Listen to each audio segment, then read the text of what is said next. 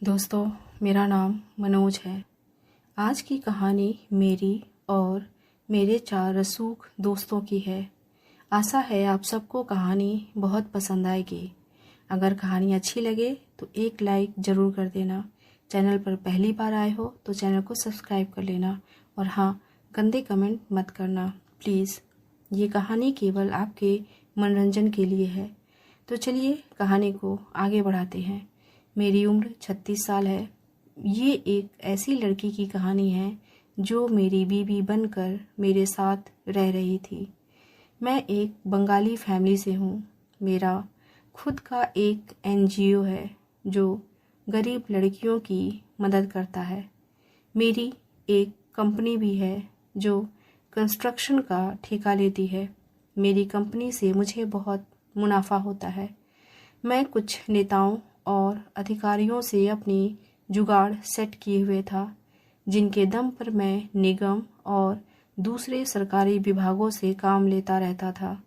हमारे बंगालियों में अक्सर लड़कों की शादी बड़ी उम्र में ही होती है और लड़कियां ज़्यादातर कम उम्र की होती हैं। मैं अब तक अच्छा खासा कमाने लगा था, तो मेरी फैमिली ने मेरे लिए लड़की देखना शुरू कर दिया और मुझे फ़ोटो दिखाना शुरू किया। जिस लड़की पर मेरा दिल अटका उसका नाम पद्मा था।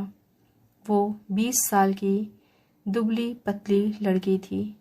उसकी बलखाती सी कमर मुझे एक बार में ही रिझा गई। पद्मा का चेहरा बहुत ही ज़्यादा सुंदर था।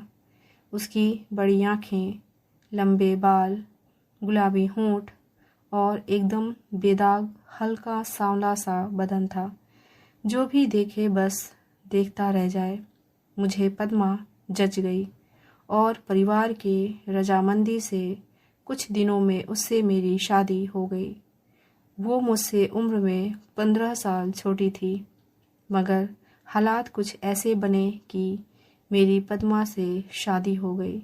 शादी वाले दिन ही मुझे उसकी सुंदरता का सही से पता चला।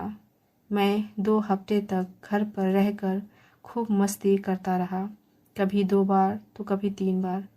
हमेशा वो थक कर निढाल हो जाती थी, पर उसको भी नया नया चस्का लगा था, तो रोका टोकी नहीं करती थी।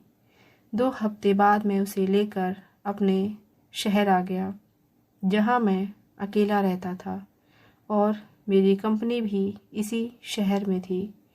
यहाँ आकर मुझे और ज़्यादा छूट मिल गई। मैं जब भी घर में रहता था तो पद्मा को नए नए कपड़े लाकर देता था। दिन रात मैं कभी भी उसे फिल्म दिखाता रहता था।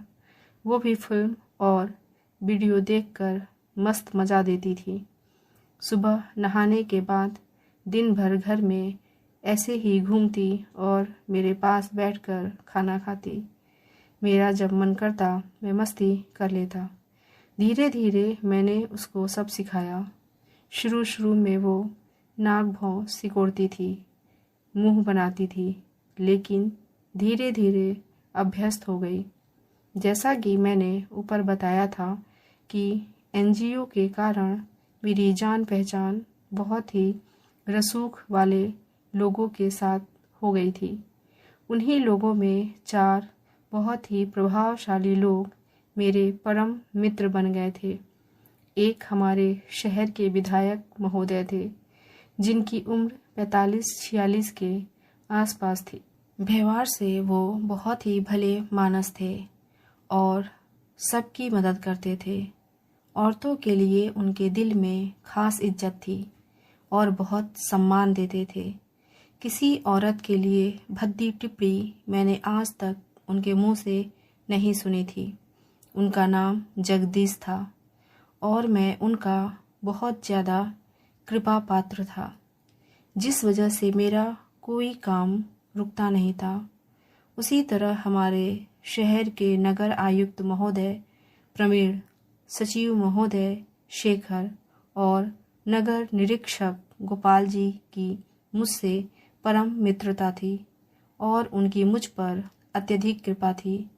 चारों की सम्मिलित पहचान के कारण मेरा रुतबा और पकड़ शहर के कई कार्यालयों में था और सब मुझे पहचानते थे।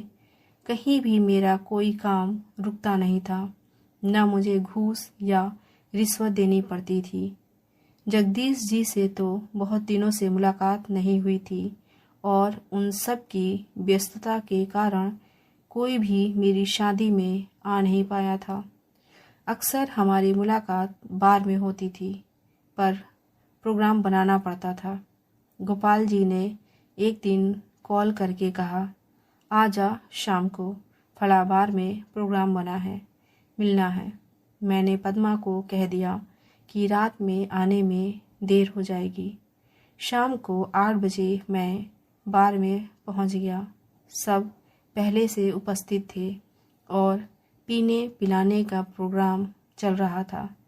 मैं बियर के अलावा कुछ नहीं पीता था, तो मेरे लिए बियर मंगवाई गई और महफिल जम गई। हम सब 10 बजे